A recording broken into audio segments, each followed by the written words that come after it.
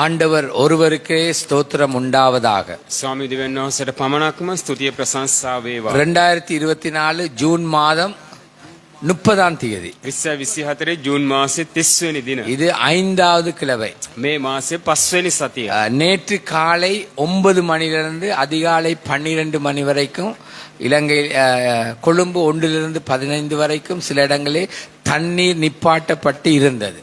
ඊයේ දවසේ උදෑසන 9 සිට රාත්‍රී 12 දක්වා කොළඹ නගරය තුල ජලය හත්විටුවා තිබුණා. ஆனாலும் நம்முடைய சில ஜனங்களுக்கு அது ஒரு பெரிய கிருபையா போயிட்டு இன்றைக்கு வராமல் இருக்கிறதுக்கா. අද අපේ අයට බොහෝ අවස්ථාවක් උදා වෙලා තිබෙනවා. ඒක ඒ නිසා අද උන් ඇවිල්ලා නැහැ. அவங்க நேற்று தண்ணீர் இல்ல, 12 மணிக்கு தண்ணீர் வரல, அவங்க தூக்கம், காலையில அவங்களுக்கு ஒன்றும் செய்ய முடியாது. ඊයේ 12ට වතුර ඇවිල්ලා ඒ අය තාම නිදි. උදෑසන යාට මුකුත් කරගන්න බැරි වුණා. சில நேரம் ஆண்டவர் உதவி செய்கிறாரான்னு நான் யோசிக்கிறேன். සමහර විට දෙවියන් වහන්සේගේ උදව්වක් ලැබෙනවද කියලා මම இன்றைக்கு හිතනවා. மக்கள் சபை கூடி வருவதை விட்டு கொண்டே இருக்கிறார்கள். අද ජනතාව සභා එකමුතුව දිනෙන් දින අතපසු කරගෙන යනවා. மொபைல் சபையாய் மாறிவிட்டது. අද සභා මොබයිල් සභාවක් වෙලා තිබෙනවා. போன்லேயே சபா ஆராதனை பார்த்து விட்டு, பல்லு தீட்டி விட்டு, டீ குடித்து விட்டு, அப்படியே வாஷ் எடுத்து விட்டு, உடுத்தி விட்டு, அப்படியே ஆராதனையை பார்த்து தொழிலுக்கு போகிற காலமாய் வந்து விட்டது. දුරකථන මාර්ගය තුලින්ම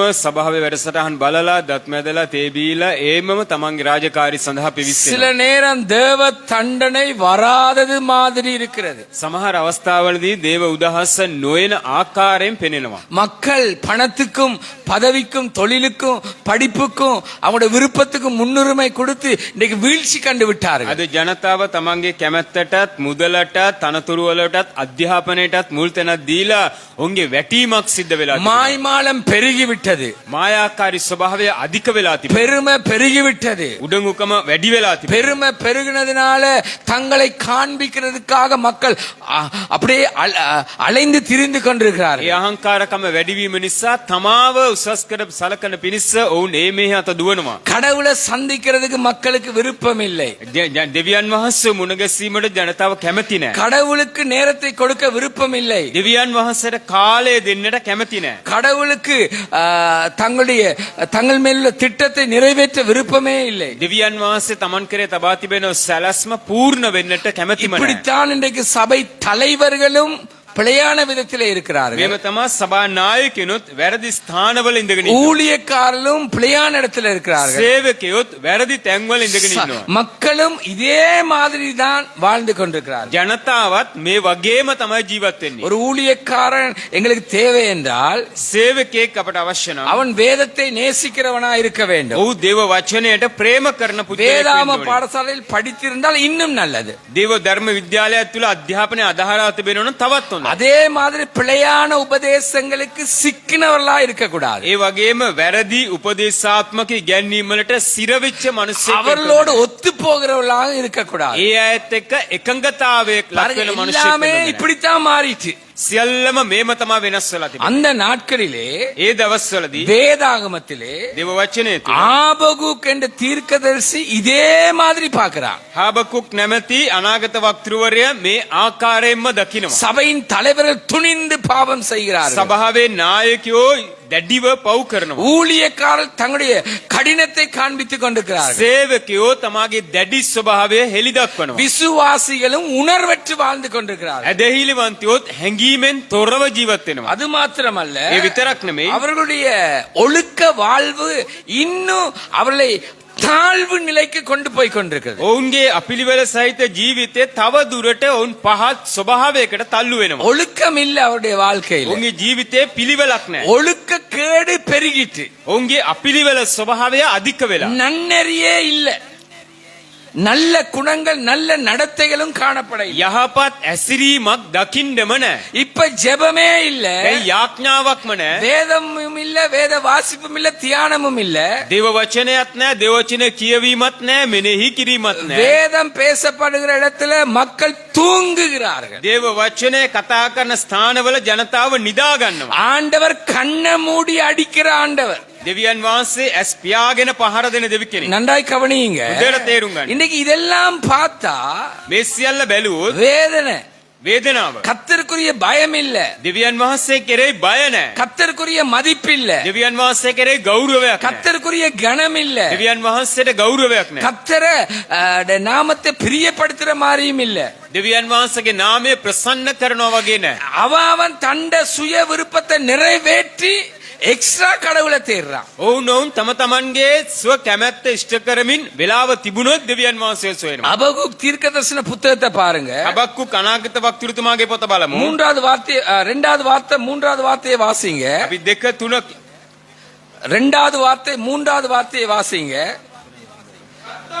அபகுக் 1. හබක්කුක් පළවෙනි පරිච්ඡේදයේ 2 3. பாருங்க, இந்த தீர்க்கதரிசி ஆண்டவரை நோக்கி விண்ணப்பம் பண்றான் அல்லது கூப்பிடுறான், ஜெபிக்கிறான். මේ බලන්න මේ අනාගත වක්තෘතුමා දෙවියන් වහන්සේ දිහා බලලා මුරගස්සනවා, කන්නලව් කරනවා, යාඥා කරනවා. நான் எவ்வளவோ ஜெபிக்கிறேன் அல்லது விண்ணப்பம் பண்றேன், நீ கேளாம இருக்கிறீரோ. ස්වාමිනී මා කොපමණක්දෝ මුරගස්සනවා, යාඥා කරනවා, නමුත් ඔබ වහන්සේ නොඇසෙනසේ සිටිනවනේ.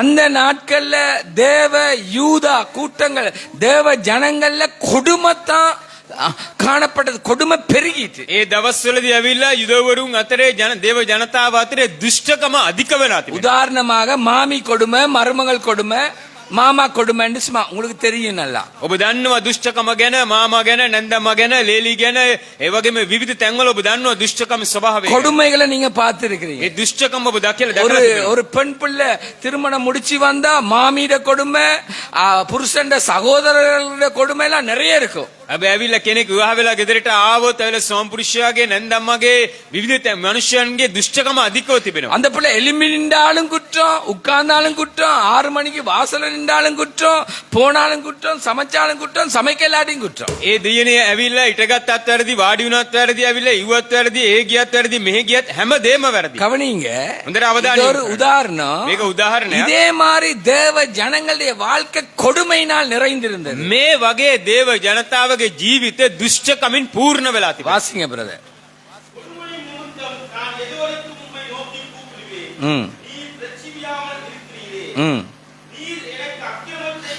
காணுங்க, அவன் ஜெபிக்க, ஏறெடுக்க, முறையிட இன்னும் அக்கிரமத்தை தான் அவன் பார்க்கிறான். ඒ එතනත්ත අනාගත වක්තෘතුමා මුරගස්සනවා, යාඥා කරනවා, කන්නලව් කරනවා, තව දුරට දුෂ්ටකම තමයි දකින්නේ. பாருங்க, மக்கள் திருந்துற மாதிரி இல்ல. ජනතාව නිවැරදි වෙනවා වගේම නෑ. கோணலும் மாறுபாடுமான மக்கள் மத்தியில், இந்த உலகத்தார் மத்தியில உலகத்தார் பிடிவாதமாய் வாழ்ற மாதிரி சபை ஜனங்களும் இப்படித்தான் வாழ்றாங்க. හිතුවක්කාර, අහංකාර, දුෂ්ට සෙනගක් මැදියේ ජනතාව දුෂ්ටව ජීවත් වෙනවා වගේ සභා ජනතාවත් මේමම ජීවත් වෙනවා. மக்களும் விட்டு கொடுக்கிற மாதிரியும் இல்ல, ජනතාවත් තමන්ව ඉඩ හරින්නේ නැහැ. ஊழியக்காரரும் விட்டு கொடுக்கிற மாதிரியும் இல்ல, සේවකයොත් ඉඩ හරින්නේ නැහැ. தலைவர்மாரும் விட்டு கொடுக்கிற மாதிரி இல்ல. නායකයොත් ඉඩ හරින්නේ නැහැ. ஜனங்களே எப்படி இருப்பாங்க? ජනතාව කොහොමද ඉන්නේ? தாங்க பிடிச்ச முயலுக்கு 3 கால் தான், තමන් ඇල්ලුවා වූ ඒ සහපැටියට කකුල් 3යි කියනවා වගේ. அல்லது 4 கால் தான். එහෙම නැත්නම් 4යි කියනවා. இதுதான் இப்படி தாண்டி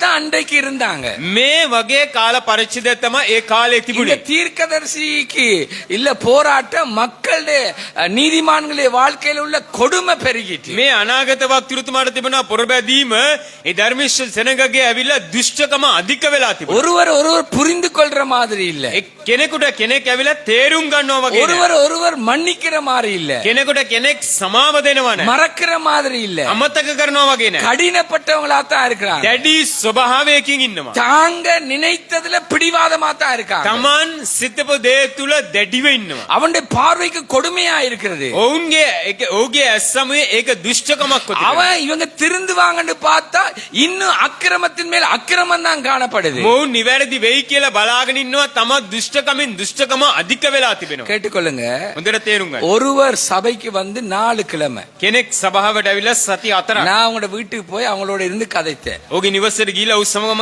කතා කරා. என்ன தெரியுமா சொன்னாங்க? මොනවද කිව්වේ? ஐயோ பாஸ்டர், நான் வந்தது 1:30 மணிக்கு. මම පාස්ටර් මම ආවේ 1:00ට. அப்படியே நான் குளித்து சாப்பிட்டு முடிய 3 மணி ஆயிடுச்சு. එහෙම මම ඇඟ උදලා කාලා බීලා යනකොට 3:00 நல்லா கேளுங்க, හොඳට තේරුම් ගන්න. ஒரு புது நாள் வரைக்கும் அவருடைய ஜீவனை கூட்டினது அவர் இல்ல, பணம் இல்ல, பொஸ் இல்ல, தொழில் இல்ல, தேவ கிருபை. ඔහුට තවත් අලුත් දවසක් දැකීමට ඔහුගේ ජීවන ආයුෂ ප්‍රමාණය වැඩි කරේ මුදල් නෙමෙයි, රැකියාව නෙමෙයි, ඔහුගේ බොස් නෙමෙයි, දේව කරුණාවයි. கரங்களை தட்டி தேவனை மகிமைப்படுத்துங்க. உற்சாகமாய் தட்டுங்க. පොරසනාදයක් දෙමු. உற்சாகமாய் தட்டுங்க. ජ්වලිතවත් පොරසනාදයක්. தேவ கிருபையினால சுவாசம். දේව කරුණාව තුලින් ආස්වාස ප්‍රාස්වාස அவர் என்னத்தை எனக்கு சொன்னார்? ඔහු මොනවද කිව්වේ? அவருடைய மனைவி என்னத்தை சொன்னார்? භාර්යාව මොනවද කිව්වේ? ஐயோ අයියෝ කිව්වා. ஐயோ අයියෝ அவர் வந்தது இத்தனை மணிக்கு, அவர் தூங்குனது இத்தனை மணிக்கு, நான் தூங்குன இத்தனை மணிக்கு, அவர் முடிஞ்சோன்னு வேலை காலையில எழுப்பி வேலைக்கு போயிடுவார். ඔව් එන්නේ කීයටද? ඔව් නිදාගන්න කීයටද? මම නිදාගන්න කීයටද? කිවරම අලියම් වේලේම වැඩට යනවා කිව්වා. கிருபைக்கிடம் இல்ல. කරුණාවට ඉඩ නැහැ. கேட்டுக்கொள்ளுங்க. හොඳට තේරුම් ගන්න. நிர்மூலமாகாது இருப்பது கிருபை, அதுக்கிடம் இல்ல. විනාශ නොවී සිටීම කරුණාවයි, ඒකට ඉඩ නැහැ. எதுக்கு இடம்? කුමකටද ඉඩ? தீர்க்கதரிசி இதெல்லாம் பார்க்கிறார். මේ අනාගත වක්තුරුතුමා මේ සියල්ලම දකිනවා. அபகுக் தீர்க்கதரிசிக்கு பார்க்கும்போது ஜனங்கள் மத்தியில கொடுமை இருக்கு, අබක්කුක් අනාගතතුමා දකින්න කල ජනතාව අතරේ දුෂ්ටකම තිබෙනවා.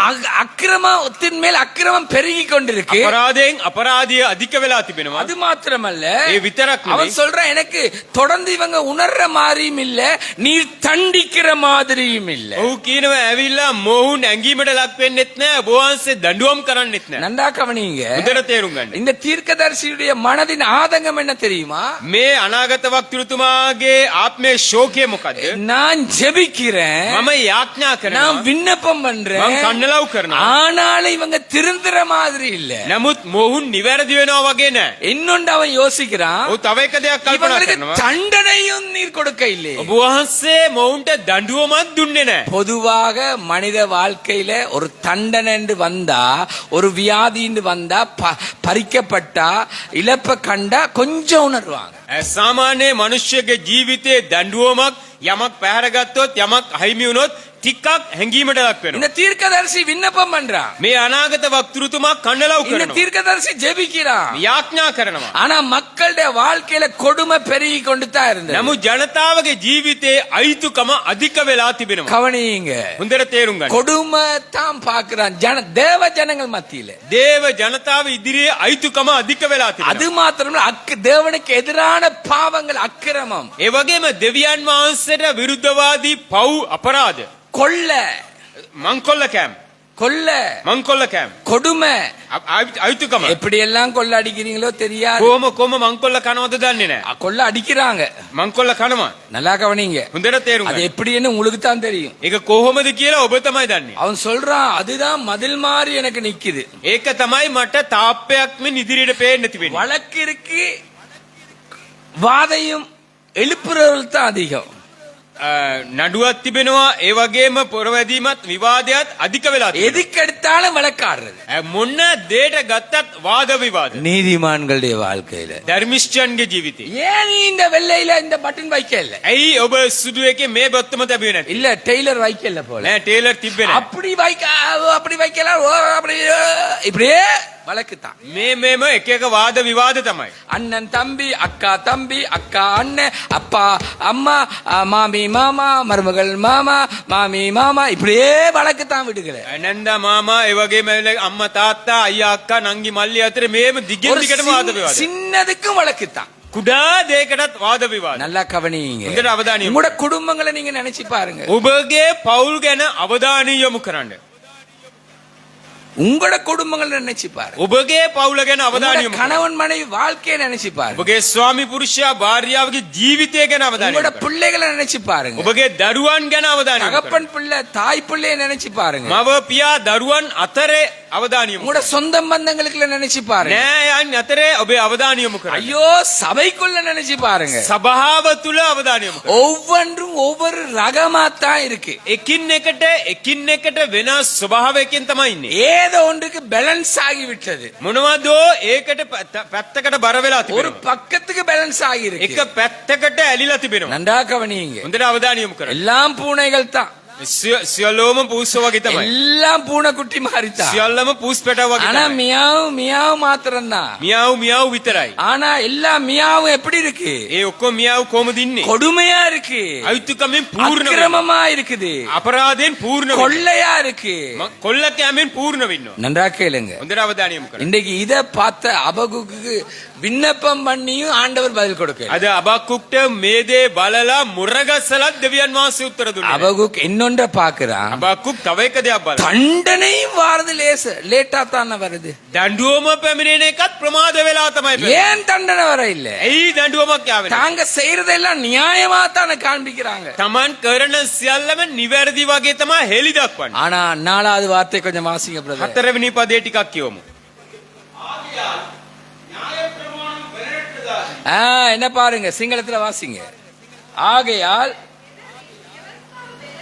கேட்டுக்கொள்ளுங்க, அன்றைக்கு நியாய பிரமாணம், එදා විවස්ථාව இன்றைக்கு வேதமாக 66 புத்தகமாக எழுதி கொடுக்கப்பட்டிருக்கிறது. අද දේව වචනේ පොත් කාණ්ඩ 66ක් ඇටියට අපිට සකස් කර දීලා තිබෙනවා. ஆண்டவருடைய வார்த்தைக்கு வல்லமை இல்லாமல் போன மாதிரி போய்விட்டது. දෙවියන් වහන්සේගේ වචනයට බලයක් නැහැ වගේ තිබෙනවා. ஆண்டவருடைய வார்த்தையை கேட்கிறவர்கள் மனம் திரும்புற மாதிரியும் இல்ல, உணர்ற மாதிரியும் இல்ல, பரிசுத்தப்படுற மாதிரியும் இல்ல, இன்னும் கடினப்பட்டு கொண்டே தான் இருக்கிறார்கள். දෙවියන් වහන්සේගේ වචනයට සවන් දෙන මිනිස්සුන්ට හැඟීමකුත් නැහැ, සුද්ධකමකුත් නැහැ, තව තව දුරට දැඩි වෙනවා.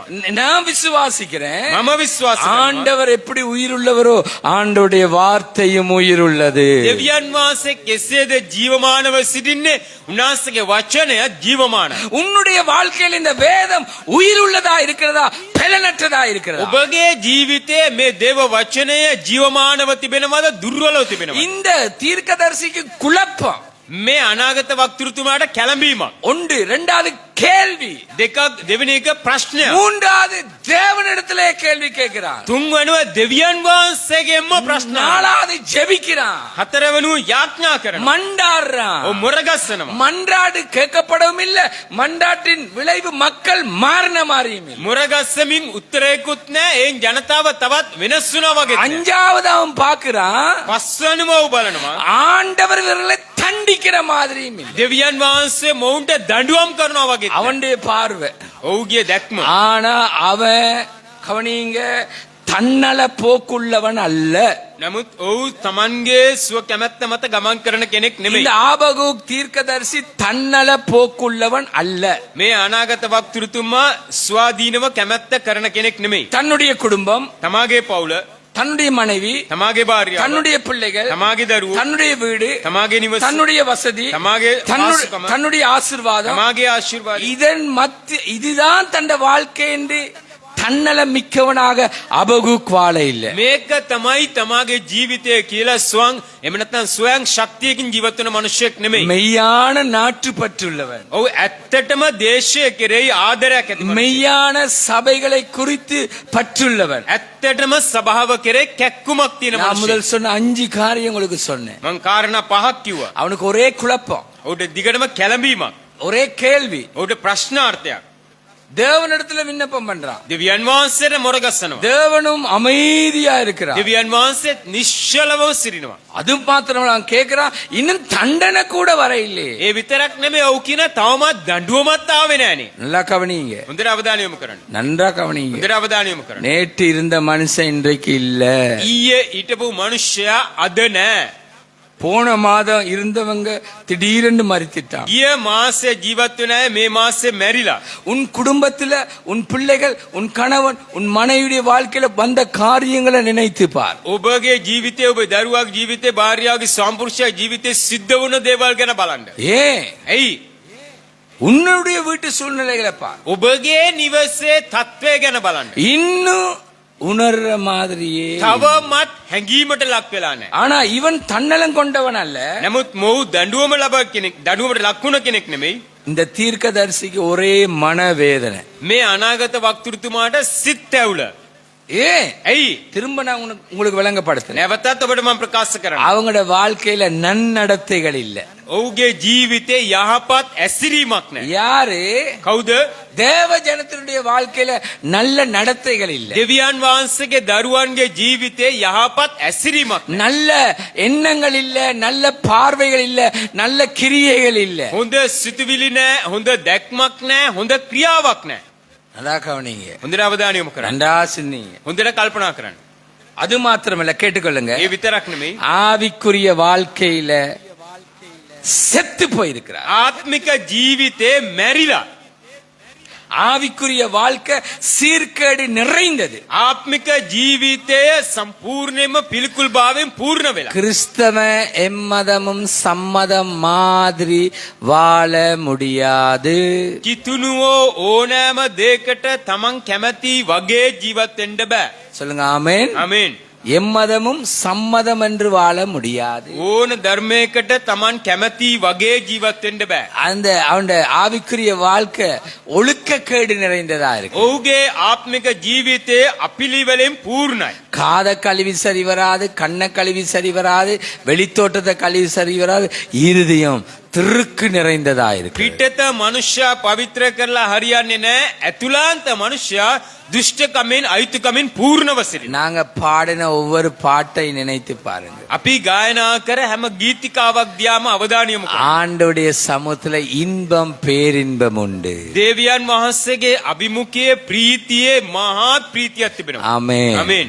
சொல்லுங்க ஆமென். ஆமென். ஆண்டவருடைய சமூகத்துல இருக்கிற ஒரு இன்பத்தை மாதிரி வேற உலகத்துல எங்கேயுமே இல்ல. දේව අභිමුඛයේ තිබෙනා වූ ප්‍රීතිය වගේ මේ ලෝකයේ වෙන කිසිම තැනක ප්‍රීතියක් නැහැ. ஆண்டவருடைய சமூகத்துல ஜனங்களை ஒன்று கூடுற மாதிரி வரப்போற நன்மை வேற எங்கேயுமே இல்ல. දේව අභිමුඛයේ ජනතාව එකමුතු වෙනවා වගේ ප්‍රීතියක් වෙන කිසිම තැනක නැහැ. இப்ப அடையாளப்படுத்தி பாருங்க. දැන් සියල්ල සලකුණු කළ බලන්න. பண ஆசையில செத்தவன் இருக்கான், මුදල් ආශාව නිසා ඒකට ගිලිලා මැරිච්චා ඉන්නවා. பதவி ஆசையில செத்தவன் இருக்கான், තනතුරු ආශාව නිසා ඒකට ගොදුරු වෙලා මැරිච්චා ඉන්නවා. மாம்ச இச்சையில செத்தவன் இருக்கான், මාංශයේ තෘෂ්ණාව නිසා මැරිච්චා ඉන්නවා. ஜீவனத்தின் பெருமையில செத்தவன் இருக்கான், ජීවිතේ අහංකාරකම නිසා මැරිච්චා ඉන්නවා. உலக இச்சையில செத்தவன் இருக்கான்.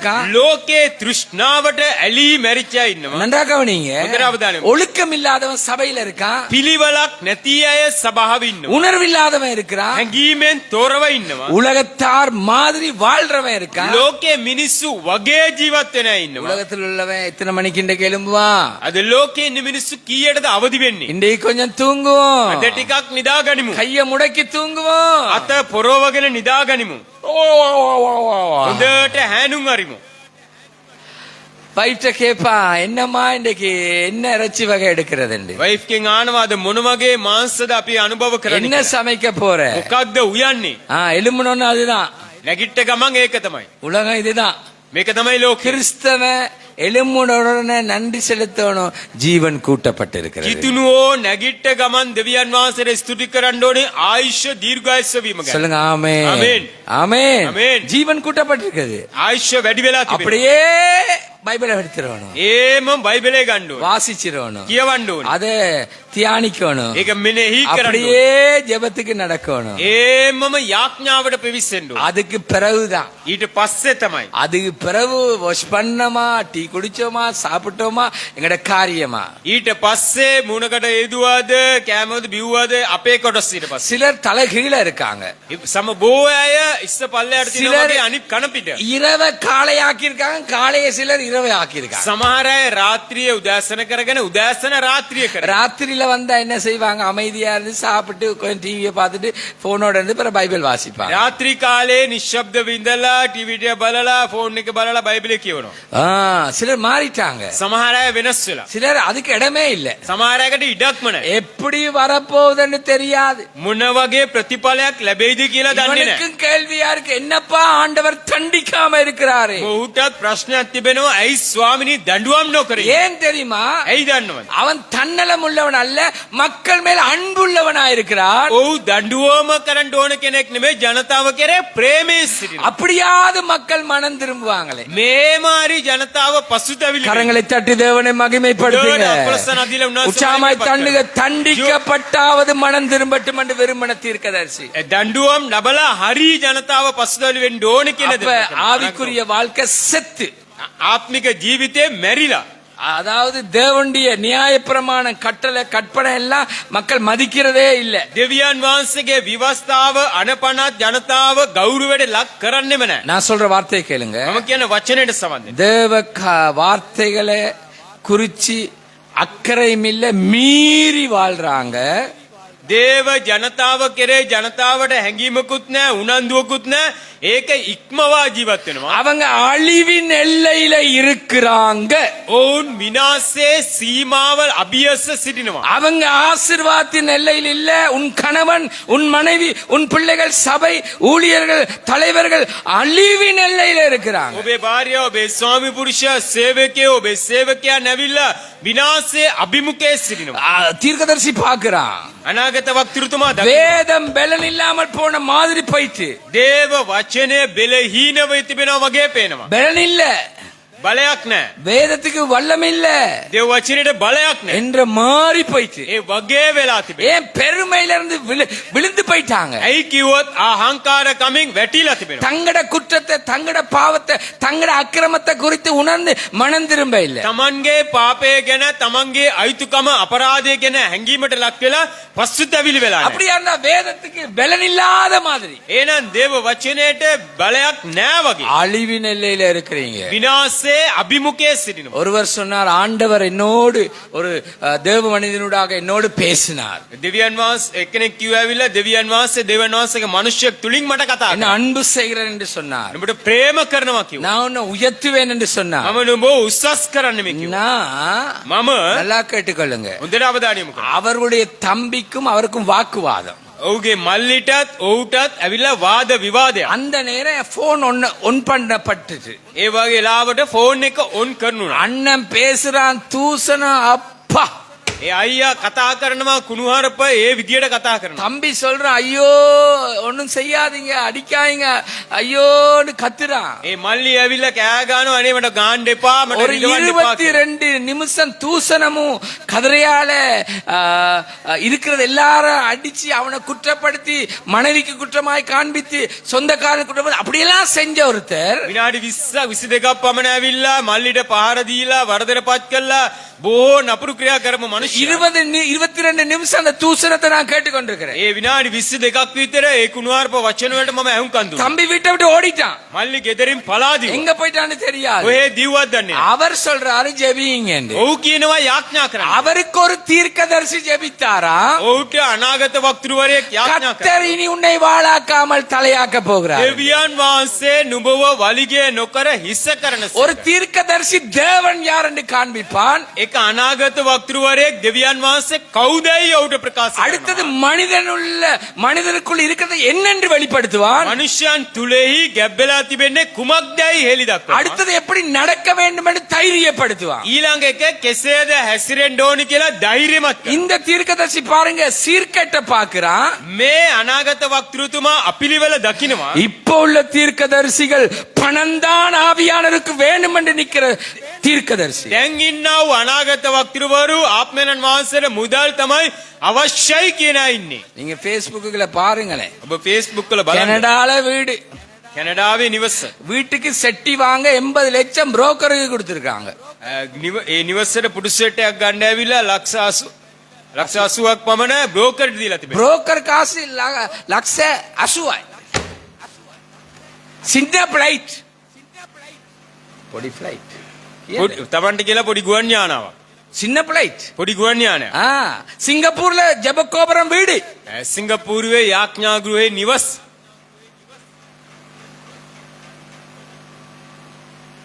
லக்ஸரி, ලක්ෂරි ජීවිතයක්. எல்லா நாட்டிலும் லக்ஸரி. හැම රටකම ඇවිල්ලා සුඛෝපභෝගී ජීවිතයක්. இந்த தீர்க்கதரிசி என்றா யாருன்னு கண்டு கொள்ளுங்க. මේ අනාගත වක්තෘවරයෙක් කියන්නේ කවුදයි ඔබ තේරුම් ගන්න. எப்படியாவது இந்த மக்கள் மனம் திரும்பவாது தேவன் தண்டிக்கணும் என்று நினைக்கிறார். මේ ජනතාව පසුතැවිලි වෙන්න අරි දෙවියන් වහන්සේ දඬුවම් කරන්න ඕනි කියලා බලන්න. அவன் பார்வையில மக்கள் அழிவின் எல்லையில நிக்கிறாங்க. ඔහුගේ ඇස් සමුවේ ජනතාව විනාශයේ අභිමුඛයේ සිටිනවා. ஒரு வாலிப தம்பி செய்தியெல்லாம் கேட்டுட்டு வீட்டுக்கு போனாராம். එක තරුණ දරුවෙක් ඇවිල්ලා දේව පණිවිඩය අස්සලා නිවසට ගියාලු. தருண தருவா නෙමෙයි வாலிபன். එක තරුණයෙක් பிரசங்கத்தை கேட்டு வீட்டுக்கு போனாராம். දේශනාවක් අහලා ගෙදර ගියාලු. என்ன செய்றீங்க அம்மாண்டு? මොනවද පණිවිඩය කියලා ඇහුවලු. ஓ சர்ச்சுக்கு போகலையா? චර්ච් එකට காலையிலே சர்ச்சுக்கு போகணும். දැස්සනම චර්ච් එකට යනවා. හවුද? டிவி ஆஃப் பண்ணுங்க இனிமேல். ටීවී ඔෆ් කරන්න මෙන්න ඉතින්. லைனை கலட்டு. ලයින් එක ගලවන්න. யாருக்காவது கொடு. කාට හරි දෙන්න. என்னடா இவன் தான் டிவி பாக்குறவன் இனி டிவி ஆஃப் பண்ண சொல்லிட்டானே. ඇයි මොකද්ද මොහු තමයි රූපවාහිනී බලන්නේ මේ රූපවාහිනී ඔෆ් කරන්න කියනවා. டிவியை கொண்டு ஒரு மூலையில வச்சிட்டாங்களாம். ටීවී එක අරන් ගිහලා මුල්ලක තැබුවලු. சொன்னா நான் பகல் இப்ப 12 மணி சமைச்சிட்டு வாங்க எல்லாம் குடும்பமா சேர்ந்து ஜெபம் பண்ணுவோம். 12 වෙලාව ඔක්කොම උයල ඉවරලා එන්න පවුලක් එකට යාඥා කරා. 1 hour ஜெபம் பண்ணாங்களாம். පැයක් යාඥා කරා. திரும்ப ஈவினிங் சர்ச்சுக்கு போயிட்டானா. ඊට පස්සේ අවස ආයෙ සභාවට ගියාලු. வந்தானா. ආවලු. வந்து கொஞ்ச நேரம் உட்கார்ந்து டீயை குடிச்சு சாப்பிட்டானா. ටිකක් ඉඳලා වාඩි වෙලා ඊට පස්සේ ඒකක් බීලා කෑවලු. வாங்க ஃபேமிலி ஜெபம் பண்ணுவோம். එන්න පවුලක් වශයෙන් යාඥා කරමු.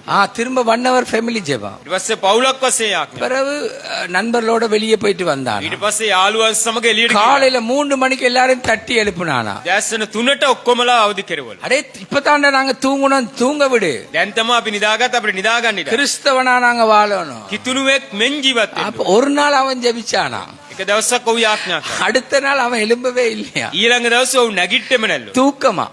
නිදිමත. அம்மா அப்பா எழுப்புனா அடே 3 இல்லடா இப்ப 6 மணி ஆயிட்டு எழும்பண்டா. අම්මා ගිහලා නැගිට්ටවල 3යි නෙමෙයි දැන් 6යි නැගිටින්න කිව්වලු. කිව්වලු. டக்குனு அந்த உடுப்பா அயன் பண்ணுங்க நான் வேலைக்கு போ. ටග්ගල ඇඳුම අයින් කරන්නම වැඩට යන්න ඕනේ. இப்படி ஒரு 3 நாள் 10 நாள் தானா. මේම 3යි දින 10ක් පමණ. மூளையில வச்ச டிவியை கொண்டு வந்து டிவிக்கு முன்பால அவன் தான் எல்லா படமும் பார்த்து கொண்டிருக்கான். කොනක තබුවා ටීවී එක අරගෙන ඇවිල්ලා ඉදිරියේ තබලා ඔක්කොම චිත්‍රපට උබලා. அப்ப ඔගස්டின் ஜெபக்குமார் ஐயா வந்தாரா. ඔගස්ටින් ජෙබකුමාර අයියා. அன்றைக்கு ஒரு தீர்மானத்தை எடுத்தானா. එදා තීරණයක් ගත්තා. 13 நாள் தீர்மானத்தை நிறைவேற்றினானா. දින 13ක් තීරණේ පැවතුනාලු. அது பிறகு ஸ்டான்லி ஐயா வந்தாரா. ඊට පස්සේ ස්ටැන්ලි අයියා. நல்ல வேதம் என்றாரா. හොඳ දේව පණිවිඩයක්. வேதத்தை மாறி நாங்க வாழணும் என்றானா. දේව වචනේ අනුව ජීවත් වෙන්න. இப்ப என்ன டைமுக்கு தூங்குறான்னு தெரியாதா, என்ன டைமுக்கு எழும்புறான்னு தெரியாதா, வேலைக்கு போறான் இல்லையா, சம்பாதிக்கிறான் இல்லையா, கொடுக்கறது சாப்பிடுறானா, கண்ட இடத்துல கடன் எடுத்து கொண்டிருக்கானா. මෝ ඇවිල්ලා දැන් ඇවිල්ලා කීයටද නිදියන්නේ කීයටද නැගිටින්නේ දන්නේ නැල්ලු වැඩට යන්නේ නැහැ අම්බ කරන්නේ නැහැ. ඔව් ණය දකින්න නම් වල ණයට ගන්නවා. ஒரு பாஸ்டர் சொன்னாரா. ඒක පාස්ටර් කෙනෙක් කිව්වලු. You are the man of God. ඔබ තමයි දෙවියන් වහන්සේගේ මනුෂ්‍යයා. நீ கர்த்தருடைய மனுஷன் என்றாரா. ඔබ දෙවියන් වහන්සේගේ මනුෂ්‍යයා. அவனுக்கு வீட்டு கூட்டத்தை கொடுத்திருக்கு. ඔහුට ගෘහශාහිය எத்தனை மணிக்கு வீட்டுக்கு போறான் வாரான்னு வீட்டுக்கே தெரியாது. කීයටද ගෙදරට යන්නේ එන්නේ කියලා ගෙදර යෑම දන්නේ. பாருங்க தீர்க்கதரிசி பாக்குறான். බලන්න අනාගත වක්තෘතුමා දකින්නවා. இவங்கட ஆவிக்குரிய மறுமலர்ச்சி கொஞ்ச நாள் தான். මොවුන්ගේ ආත්මික පිබිදීම ටික කාලයකට ටික වෙලාවකට. கேட்டுக்கொள்ளுங்க. හොඳට අවධානය. இதுதான் உங்களோட මේක තමයි ඔබ. கொஞ்ச நாள் சோடா கேஸ். ටික දවසකට සෝඩා ගෑස් එකක්. මේ ආකාර ශබ්දයක් නිකුත් කරනවා. හොඳ ශබ්දයක් නිකුත් කරනවා. கொஞ்ச நாள் சோடா கேஸ். ටික දවසකට සෝඩා ගෑස් එක. கொஞ்ச நாள் முடிஞ்சிடலாம். ටික දවසකින් ඔක්කොම ඉවරයි. கொஞ்ச நாள் நேரத்தோட ටික දවසකින් கொஞ்ச අලියම. நாள் முடிகிற கட்டம். ටික දවසකින් ඉවර වෙන. இப்ப தொழில் கொஞ்ச நாள் தொழில். ටික දවසක් රැකියාව. இப்ப கிடைச்ச நேரம் தேவ சமூகம். දැන් ලැබෙන වෙලාවට දේව අභිමුඛ. இதுதான் தீர்க்கதரிசி பார்த்தான். මේක තමයි අනාගත වතුනුමා දැක්කේ. அது மாத்திரமில்ல, மன்னிச்சு கொள்ளுங்க என்ன சொல்றது. මම කියන සමාවෙන්න. பாகால் அஸ்தரோத் என்ற தெய்வங்கள் என்று சொல்லுகிற இச்சை நிறைந்த ஆவிகள் ஆளப்பட்ட மக்களோடு கலந்து இவர்களும் அப்படி மாறினார்கள். ඒ අශ්වරොත් බාලා කියන අන්‍ය දෙවවරුන්ගේ තෘෂ්ණාවලට එකඟව பூர்ணத்தை பல කරලා මේ ජනතාවත් ඒ වගේ වෙනස් වුණා. இவர்களும் அவர்களை இப்ப இன்றைக்கு செழிப்புத்தானே எங்களுக்கு வேணும். අද සපලත්වයනේ අපිට ඕනේ. செழிப்பு இருந்தா கடவுள், සපලත්වයක් තිබුණොත් දෙවි කෙනෙක්. செழிப்பு இருந்தா மனுஷி டெடா டெடா. සපලත්වයක් තිබුණොත් භාර්යාව ඩඩා ඩඩා කියන. வீட்டுல செழிப்பில்லாடி போடா போடா. ගෙදර සපලත්වයක් නැත්තම් පෝඩා පෝඩා. வாசல்ல வந்தா வாடா வாடா. මේ මිදුලට ආවොත් வாடா வாடா කියනවා. மனுஷிய பார்த்து கணவன் நோடா நோடா. ස්වාමිපුරුෂයා භාර්යාව බලලා නෝඩා නෝඩා කියනවා. இன்றைக்கு எவ்வளவு குழந்தைங்க? අද කොච්චරක් ගෙනාවද? 4700 ரூபாய். මෙච්චරක්ද කියලා සතුටු වෙනවා. இன்றைக்கு எவ்வளவு கொண்டீங்க? කොච්චරක් ගෙනවද? 780. 780 කියනවා. அரிசி வாங்கவே காணாதே 1.5 கிலோ. මේක හාල් ගන්නම මදිනේ කියනවා. இப்படித்தான் இருக்கிறாங்க. මේම තමයි ඉන්නේ. நல்லா கேட்டுக்கொள்ளுங்க. හොඳට අවධානය යොමු කරන්න. அஸ்தரோத், අස්තරොත් பாகால், බාලාම් செழிப்பு, සපලත්වය இச்சை, තෘෂ්ණාව விருப்பம். කැමැති වෙන දේ. அவங்களோட விருப்பங்கள் நிறைவேறினால் ඔවුන්ගේ කැමැත්ත පූර්ණ වුණොත් இவைகள் இன்றைக்கு நீதிமான்கள் மேல் அதிகாரம் செலுத்தி விட்டது. අද මේ වගේ ක්‍රියාකලාපයක් ධර්මිෂ්ඨයක් කෙරෙහි ආධිපත්‍යයක් දරනවා. எது உன்னை அசைச்சிருக்கு? කුමක්ද ඔබ සොලවා තිබෙන්නේ? எது உன்னை அதிகாரம் செலுத்தி இருக்கு? කුමක්ද ඔබව ආධිපත්‍යයෙන් දරාගෙන සිටින්නේ? நல்லா கேளுங்க. හොඳට අවධානය යොමු කරන්න. தீர்க்கதரிசிக்கு குழப்பம், අනාගත වක්තෘතුමාම කැළඹිලා. தீர்க்கதரிசிக்கு கேள்வி. අනාගත වක්තෘතුමාටම ඇවිල්ලා ප්‍රශ්නාර්ථයක්. தீர்க்கதரிசி பார்க்கிறான் இவைகள் இவர்களை அதிகாரம் செலுத்தி ஆளுகை செய்து விட்டு. අනාගත වක්තෘතුමා දකින්නවා මේ දේවල් මේ ජනතාව ආධිපත්‍යයට ලක් කරගෙන පාලනය කරනවා. டிங் டிங் வந்தா சிரிப்பு, මුදල් ආවොත් හොඳට මූණේ டிங் ඉනාවක්. டிங் குறைஞ்சா கசிப்பு, මුදල් අඩු වුණොත් කස්සිප්පු වෙනවා. கச்சால் ஃபென்டா, කචල් ෆැන්ටා වෙනවා. குடும்பமே கச்சால் ஃபென்டா. මුළු පවුලම කචල් ෆැන්ටා. வேதம் சொல்லுது எல்லாவற்றுக்காக தேவனை ஸ்தோத்திரி. දේව වචනය කියනවා සියල්ල උදෙසා දෙවියන් වහන්සේට ස්තුති කරන්න. உனக்கு ஒரு வனாந்தரம் தேவை. ඔබට කාන්තාර ගමනක් අවශ්‍යයි. அப்பத்தான் உன் மனக்கண்கள் திறக்கப்பட்டு வேதத்தை வாசிக்க முயற்சிப்பாய். එවිට තමයි ඔබගේ ආත්මික ඇස් විවෘතව දේව ධර්මය කියවන්නට උත්සාහ කරන්නේ. எல்லாரும் சொல்றாங்க காண்கிற தேவன், காண்கிற தேவன். සියල්ලන්ම කියනවා දකින්නා වූ තැනන් වාසය දකින්නා වූ තැන. ஆகாளுக்கு நீரூற்று, ஆகாளுக்கு நீரூற்று. ආගාරයට ඇවිල්ලා දිය උල්පත. இதுதான் நீரூற்று. මේක තමයි දිය උල්පත. கரங்களை தட்டி தேவனை மகிமைப்படுத்துங்க. දෙවියන් වහන්සේට අත්පොල உற்சாகமாய் தட்டுங்க. ஒரு வனாந்தரம் வரும். කාන්තාරයක් අවශ්‍යයි. உன் அக்கிரமத்தை தேவன் காண்பிப்பார், ඔබගේ අයිතිකම දෙවියන් වහන්සේ පෙන්නයි. அநியாயத்தை காண்பிப்பார். ඒ අපරාධය පෙන්නයි. எது உன்னை செல்வாக்கு செலுத்தி இருக்கிறதை காண்பிப்பார். කුමක්ද ඔබව සපලත්වයට පාලනයට ලක් කරලා තියෙන කියලා පෙන්නයි. இந்த ஊழியக்காரனுக்கு, இந்த தீர்க்கதரிசிக்கு மனுஷரை திருப்திப்படுத்த தெரியாது. මේ අනාගත වක්තවලට මේ සේවකයාට මනුෂ්‍යව තෘප්තියට පමුණවන්න எனக்கு දන්නේ නැහැ. மனுஷரை திருப்திப்படுத்துகிற ஊழியத்தை தேவன் எனக்கு தர இல்ல. මට මනුෂ්‍යව තෘප්තියට ලක් කරනව සේවය දීලා නැහැ. ஒவ்வொன்றையும் விளங்கிக் கொள்ளுங்கள். හැමදේම තේරුම් ගන්න. ஒழுக்க வீழ்ச்சி.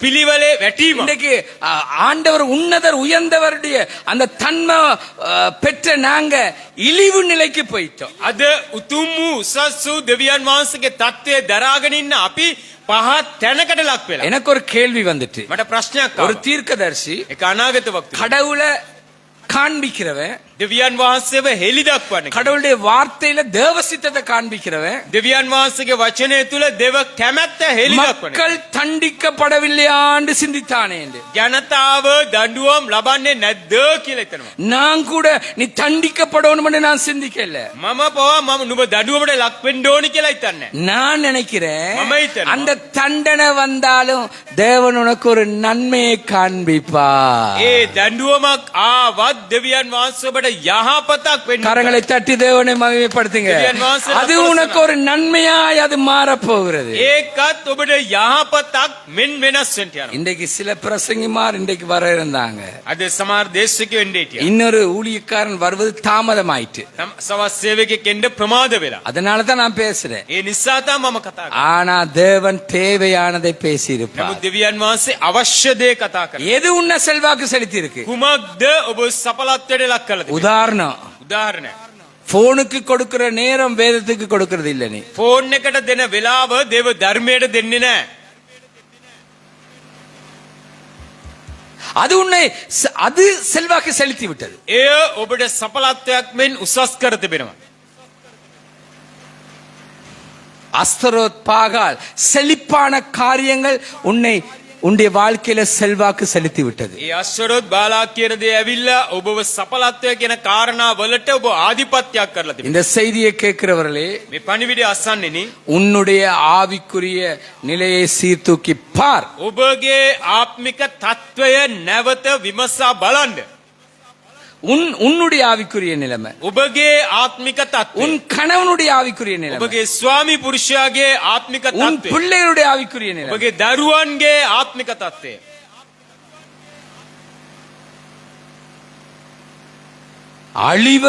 அழிவுல நிக்கிறீங்க. විනාශයේ අභිමුඛයේ සිටිනවා.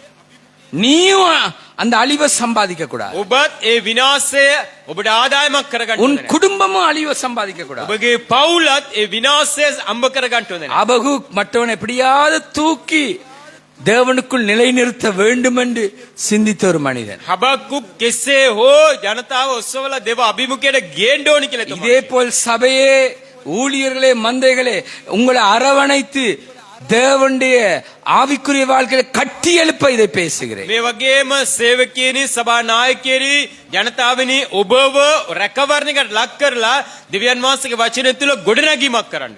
கத்தர் எங்களை கைவிட மாட்டார். දෙවියන් වහන්සේ අපි අත්හරින්නේ නැහැ. அவர்களுடைய கத்தர் இழந்து போக மாட்டார். දෙවියන් වහන්සේගේ වැඩේදී දෙවියන් වහන්සේ අපිව ඉවත් වෙන්නේ නැහැ. அவர் தேவன் எங்களை இழந்து போக மாட்டார். දෙවියන් වහන්සේ අපිව හයිමි කරන්නේ නැහැ. ஆமென். ආමේන්. நிச்சயமா ஒரு நாளைக்கு அவரை சந்திக்க போறோம். අනිවාර්යයෙන් එක දවසක දෙවියන් වහන්සේ මුණ ගැසෙන්න යනවා. அழிவின் எல்லையில இருக்கிற විනාශයේ අභිමුඛයේ සිටිනවා. இந்த செல்வாக்கு, சொத்து, சுகம், இந்த உலக இன்பங்கள், செழிப்புகள் உன்னை அதிகாரம் செலுத்தி விட்டது. මේ සපලත්වය, ලෝකයේ ආංකාරකම, ලෝකයේ ස්වභාවය ඔබව ආධිපත්‍යයට ලක් කරලා තිබෙනවා. இழிவு நிலை வந்துட்டு ඒක ඇවිල්ලා කිසිම පිළිවෙලක් නැති ස්වභාවයකට ලක් වෙනවා. உன்னை ஒழுங்குபடுத்து. ඔබව පිළිවෙලට மனம் திரும்பு. පසුතැවිලි. தேவன் உன்னை ஆசீர்வதிப்பார். දෙවියන් වහන්සේ ඔබට ආශිර්වාද කරනවා.